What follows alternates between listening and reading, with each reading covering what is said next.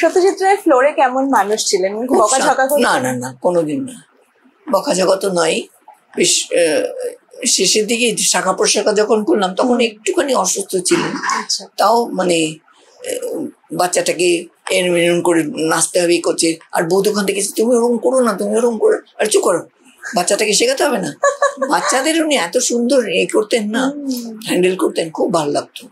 তো যাই হোক, ওনার সঙ্গে সে আউটডোরে গেছি শাখা প্রশাখা নিতে,